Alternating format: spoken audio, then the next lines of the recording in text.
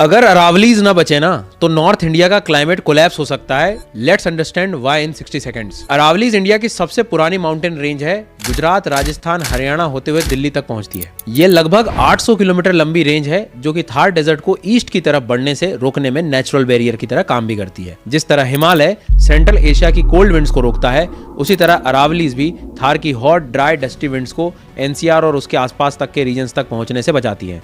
Ground water recharge हो, dune stabilization हो, सब में इसका बड़ा रोल है। फिर नदी की बात कर लो, साबरमती, लूनी, बनास, ये सारी नदियां भी यहीं से निकलती हैं।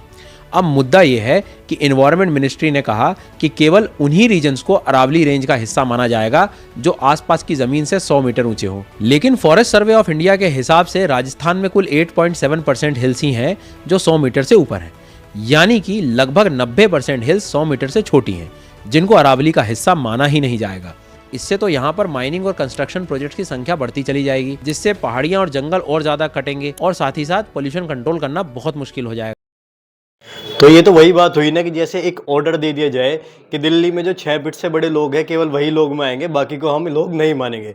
और एक और इंटरेस्टिंग फैक्ट ये था कि 2023 में एक अरावली हिल प्रोजेक्ट नाम का प्रोजेक्ट चलाया था सरकार के द्वारा, जिसमें क्या था कि अरावली की जो डिग्रेडेड हिल्स हैं हम उनको रीस्टोर करेंगे, जिसके लिए सरकार ने 16,053 करोड़ भी इन्वेस्ट करे थे।